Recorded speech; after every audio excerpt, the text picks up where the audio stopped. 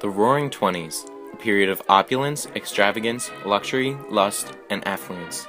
During this extended period of economic prosperity, unprecedented growth and radical change swept the nation. After the end of the First World War, American industries focused on mass production, which encouraged consumerism greater than ever before. The surge of economic activity left Americans with an ample amount of disposable income that continued to stimulate the economy. In the social and cultural realm, womanhood was redefined by the flapper. A new art and music form emerged. It is no wonder that so many movies and books have chosen this extravagant era as their focus. However, we must first discern between fact and fiction in these materials. Using the documentary The Roaring Twenties, a production by Schlesinger Media, let us begin to analyze different works about the decade. The documentary gives a comprehensive look at the social, political, economic, and cultural aspects of the decade. It begins with the Third Industrial Revolution, the driving force behind the economic prosperity of the era. A large focus was placed on production, such as in Henry Ford's assembly line for the Model T, which lowered the cost of automobiles to make them available to everyone. The Third Industrial Revolution allowed for the development of consumerism, encouraging people to buy things for leisure instead of necessity. Next, the documentary shifts its focus to urbanization, since this was the first time in American history when more people lived in cities than in the countryside. There was a subsequent revolution in manners and morals, since in 1920, women were given the right to vote with the 19th Amendment. More women held jobs than ever before, and they also began to break social customs with the emergence of the flapper. It was also during this time that electricity was made available in the home, allowing consumers to buy many new appliances such as the toaster or washing machine. With all the new appliances available, there was an increased role of advertising. Advertising also helped to encourage women to buy cosmetics and jewelry, revolutionizing the image of a woman. In the social realm, the silver screen, movies, helped to bring adventure and dreams to life. It also became the most influential source of culture. Another large form of entertainment was music, especially jazz, which emerged during this time. The Jazz Age and the Harlem Renaissance helped bring African American culture to the forefront of the nation, which was enjoyed by people of all races. African Americans such as Marcus Garvey also worked to secure more rights for African Americans. However, after World War I, a revived Ku Klux Klan emerged that targeted not only African Americans, but Catholics, Jews, and immigrants. The government also enacted laws to limit immigration. At the same time, prohibition was active in the United States, which led to the development of mobs and crime syndicates who provided alcohol illegally. Additionally, the Roaring Twenties was known as the Golden Age of sports, featuring a large focus on boxing, tennis, golf, college and professional football, and of course, baseball. Babe Ruth became a symbol of the Roaring Twenties. Another dominant figure was Charles Lindbergh, the first man to fly across the Atlantic. He possessed all the characteristics of the age: handsome, resourceful, and courageous. The United States had the highest standard of living in the world, and the economic prosperity was unprecedented.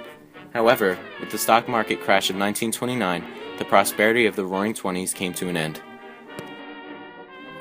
With this factual account of the Roaring Twenties, an analysis of fact versus fiction can be done. The first focus will be on the TV show Boardwalk Empire. Boardwalk Empire is the story of a man named Enoch Nucky Thompson, who was the treasurer of Atlantic County, Atlantic City, New Jersey. He lives a luxurious lifestyle, which leads the government to question how he gets all his money considering the job he holds. It is discovered that he has alliances with many mobsters who get their money through the bootlegging of alcohol during Prohibition. Nucky Thompson is based on the real historical figure, Nucky Johnson. However, since Boardwalk Empire is a fictionalized account of the events of the 1920s, there are many inaccuracies. For example, at the end of Season 1, Thompson is caught by the authorities and acts upset and defeated, whereas the real Johnson never changed his bold, confident personality. The TV show makes up many details. For example, Johnson never ordered anyone to be killed and did not own his own distillery, but these are added to the show for dramatic effect. Many minor characters, such as the gangsters shown, are not real, and a few, such as the Commodore, are given detailed, gruesome background stories that are not true. In the show, Thompson attempts to compete with other crime bosses in Atlantic City, but in real life, Johnson allowed organized crime to prosper in Atlantic City and demanded a portion of their profits in return for not turning them into the authorities, giving him a more peaceful relationship with the gangsters. However, there is a lot of truth behind the show. Physically, Johnson and Thompson are portrayed the same way, accurate down to the rose that they wear on their lapel. Many of the main gangsters on the show are real, such as Al Capone, Johnny Torrio, Joe Masseria, and Lucky Luciano. Every aspect of Nucky's trip to Ireland was portrayed with perfect detail. Nucky really did have a first wife who died. All in all, the show accurately depicts that prohibition was not an effective government measure and that organized crime became a major issue of the 1920s. The second focus of fact versus fiction for this documentary is The Great Gatsby by F. Scott Fitzgerald, the book that everyone thinks of when the Roaring Twenties or the Jazz Age is mentioned. The Great Gatsby tells the story of a man who searches for the girl he loves by throwing extravagant parties with the wealth he achieved by unknown means, in hopes that she can attend a party and they can meet once again. The story shows the fragility of the American dream and the corruption that accompanied the Prohibition era. There are very few factual inaccuracies in the book. First of all, the parties described in the book would not have been quite as extravagant in real life, but they are described as such to symbolize the over-the-top nature of life in the 20s, when people spent their money freely and without a care. Second, it is unlikely that Gatsby's car would have been painted gold.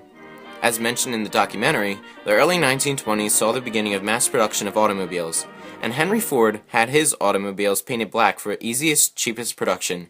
Colored automobiles did not emerge for a few more years. Other than that, The Great Gatsby is very true to life in the 20s. The narrator moves to New York from the countryside, signifying the population shift to urban areas. Gatsby got his fortune through the bootlegging of alcohol, a common practice during the Prohibition era, and organized crime was a major problem. The women wore short dresses and bobbed their hair, disregarding the strict moral code of the past. There were also many large parties during the 20s that featured jazz music and dancing. All in all, The Great Gatsby paints a telling portrait of life in the 1920s, becoming a classic for generations. One final analysis of fact versus fiction is the movie Cinderella Man, which is based almost entirely in fact.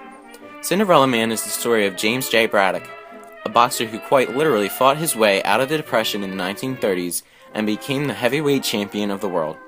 Most of this movie takes place in the 1930s during the lowest points of the Great Depression, but the movie begins during the 20s when Braddock's career is first getting started.